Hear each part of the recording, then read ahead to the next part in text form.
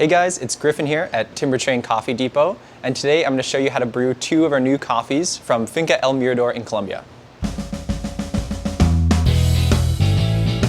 So these two new coffees, the Hydro Honey processed Tabi and the Natural Acetic processed Catiope, are both from the El Mirador farm located approximately 1,600 meters above sea level in Huila, Colombia.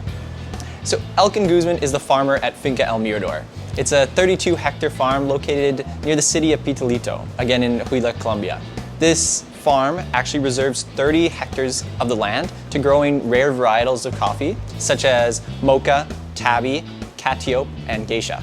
The remaining 2 hectares of the farm are actually reserved to growing a Caturra variety that is used exclusively for experimentations in processing. And that's really what Guzman is focused on in El Mirador, exploring and creating new processing methods that allow for interesting and unique coffees, while his attention to detail for workflow and processing create really consistent and high quality coffees. And after years of experimentation in processing, he's actually pioneered a few new processing methods, such as the Hydro and the Acetic, that create really interesting coffees.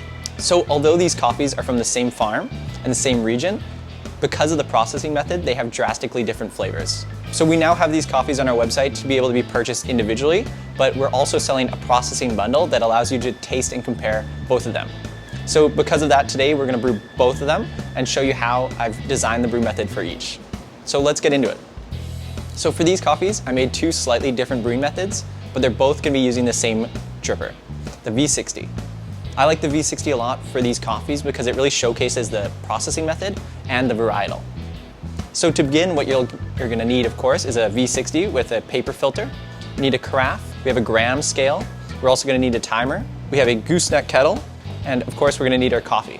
So for the first coffee, the Hydro Honey Tabi, we're going to need 16 grams of coffee, and this is ground medium fine, using like 1 2/3 on the fellow oud dripper. We're also going to need our kettle set at 96 degrees Celsius, and it's going to be using 260 grams of water. So the Tabi varietal is an interesting varietal that was first introduced to Colombia in 2002, and it's a cross between a Typica, a Bourbon, and a Timor hybrid. This creates a varietal that's really resistant to leaf rust, while still having the high quality flavor and cup as Typica and Bourbon. So first I'm going to begin by rinsing the paper filter, just getting out any paper taste that may be there. Okay, dump out the water. And then we're going to tare our scale and dose our 16 grams of coffee. Perfect. So I'm going to level the grounds, and then I'm actually going to dig a little well in the coffee. I'm going to use a spoon for this. This just helps for our bloom phase to make sure everything gets nice and saturated. So I'm going to tare our scale again, get ready to start our timer, and we're going to begin by pouring 60 grams of water. So we're just trying to saturate all the coffee. And then we're going to give it a little swirl and just let that sit until 45 seconds. So this bloom phase will help get out any of that gas that's trapped in there and really opens up the coffee for the brewing recipe. So we're getting about 45 seconds. Our second pour is going to bring us up to 135 grams of water. And I'm just going to do a nice gentle pour in a swirl motion.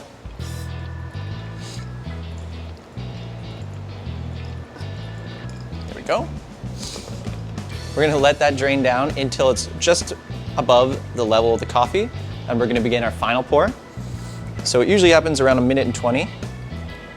And our final pour is going to bring us up to the total brew weight of 260 grams of water. There you go. And I like to give the brewer just one last shake at the end, and that just helps level the coffee bed so it can extract fully and evenly. So if you grind this coffee too coarse and it finishes too quickly, around 2 minutes, you're going to get flavors of florality, but it's going to be kind of watery and not very sweet. If you grind it too fine, you start to get kind of bitter orange skins and a muddied kind of finish that distracts from the flavors. Now, if you grind just right and it finishes right around 230, like our recipe, you're gonna get a really delicious coffee that has tastes of lychee with acidity of clementine and a sweet, creamy buttermilk finish. Super delicious, super sweet. So we're gonna grab a cup. Now I'll reset and I'll show you how to brew our next coffee. So now we're back and I'm gonna show you how to brew our natural acetic Catiope from El Mirador. So Catiope was a varietal obtained by Guzman in 2014 on a visit to an experimental farm in Colombia. This varietal is actually a combination of a Colombian varietal with heirloom Ethiopian varietals. So what this creates actually is a coffee that excels in growing at lower altitudes, such as 1,600 meters above sea level, and it has a great cup quality. So let's get into brewing. First, I'm gonna pre-wet our filter. Just wait.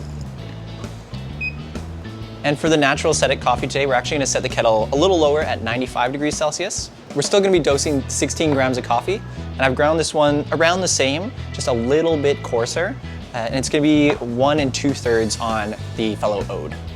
So I'm gonna turn my scale, dose my 16 grams, there, level the bed, and again, I'm gonna use a spoon just to create a little well for the bloom. Does not have to be perfect. Tare our scale again, get our timer ready, and we're gonna get ready to pour. So for this one, I'm gonna begin with a 50-gram bloom. So we're gonna start our timer, pour 50 grams, and we're gonna immediately open the cap on our kettle. I'll explain why in a sec. We're gonna shake. So I've opened the kettle just so it begins to cool down the water a bit for our second pour. So we're hoping to get the water down from 95 to around 93, and this helps just create a more balanced cup in my opinion. So our second pour is gonna begin at 45 seconds, so I'm gonna get ready, put the cap back on, and I'm gonna pour up to 105.